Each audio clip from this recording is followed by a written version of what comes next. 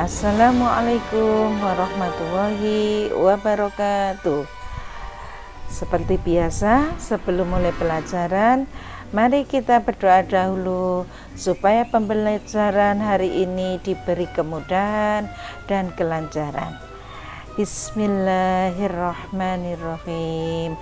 Rabbi zidni ilma warzuqni fahma waj'alni minas sholihin.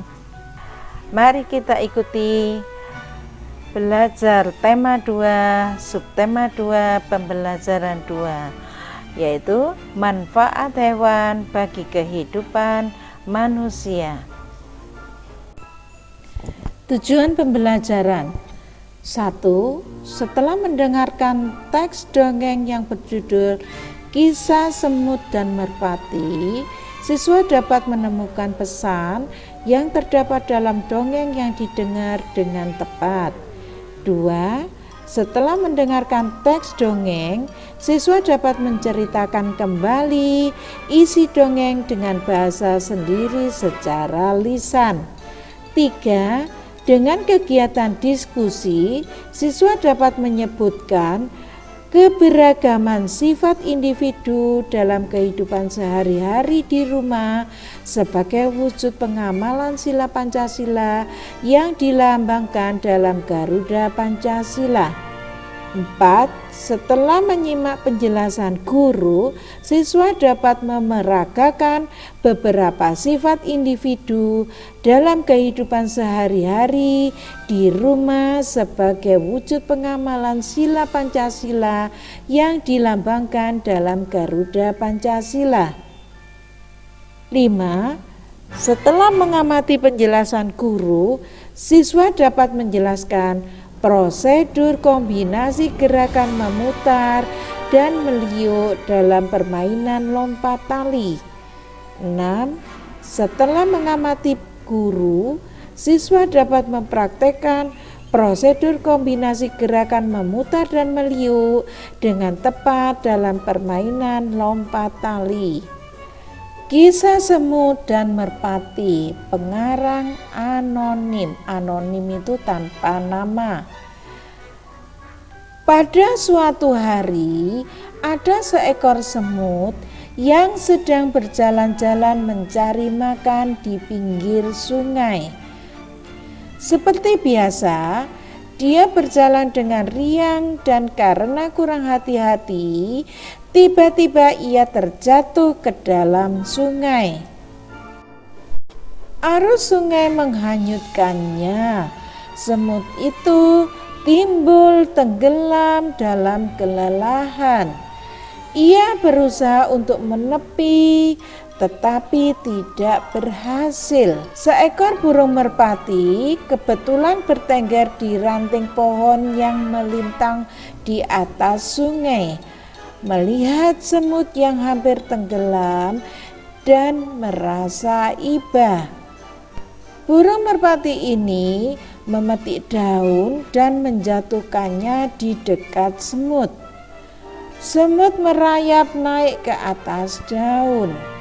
Akhirnya ia berhasil menyelamatkan dirinya dengan bantuan daun tersebut dan mendarat di tepi sungai.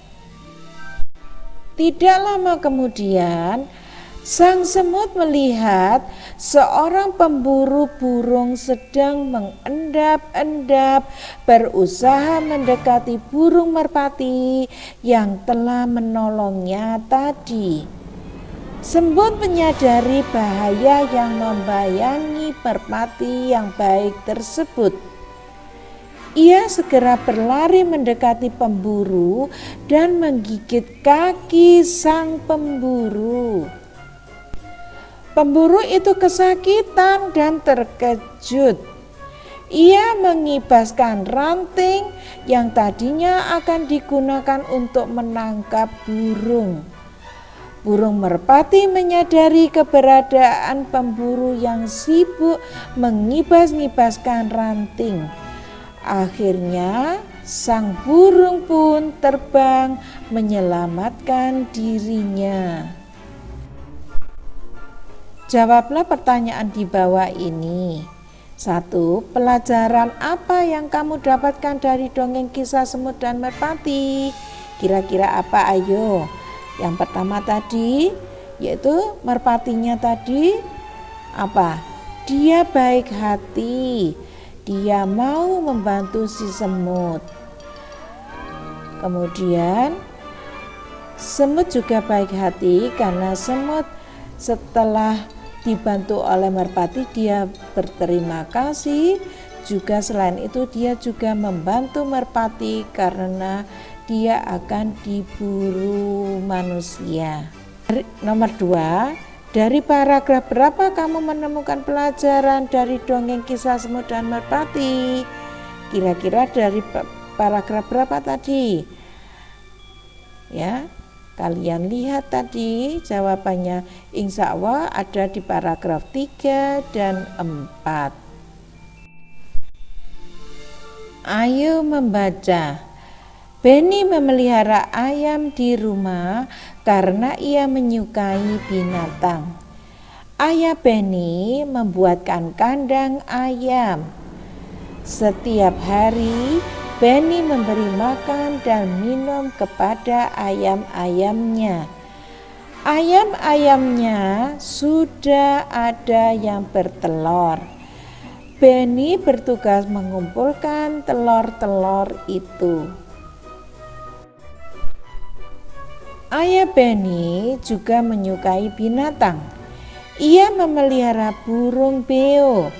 Burung beo ayah bisa bicara. Ayah juga orang yang lucu.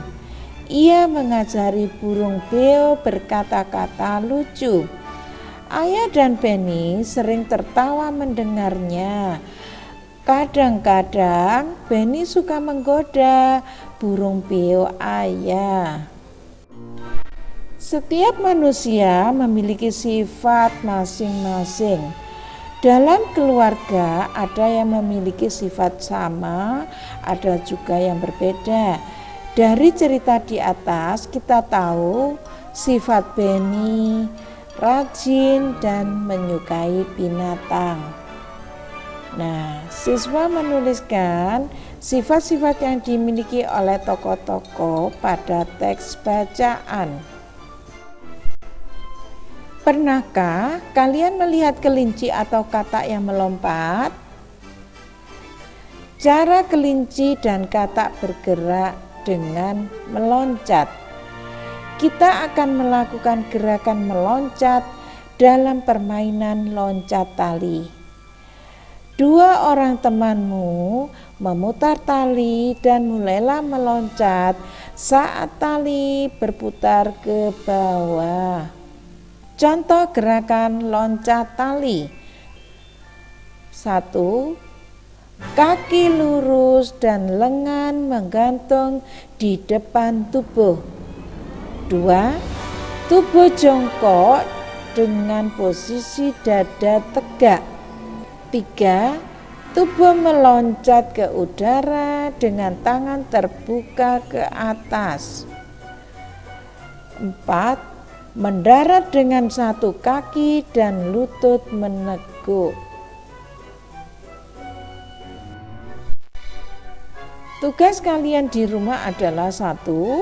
Membaca cerita kisah semut dan merpati. 2. Menjawab pertanyaan di halaman 70. 3. Menuliskan sifat-sifat yang dimiliki oleh tokoh-tokoh pada teks bacaan. 4. Latihan olahraga loncat tali. Pembelajaran hari ini Bu Ulia akhiri sampai di sini. Insya Allah akan disambung di kesempatan yang lain. Tak lupa kita berdoa dulu. Alhamdulillahirabbil alamin. Wassalamualaikum warahmatullahi wabarakatuh.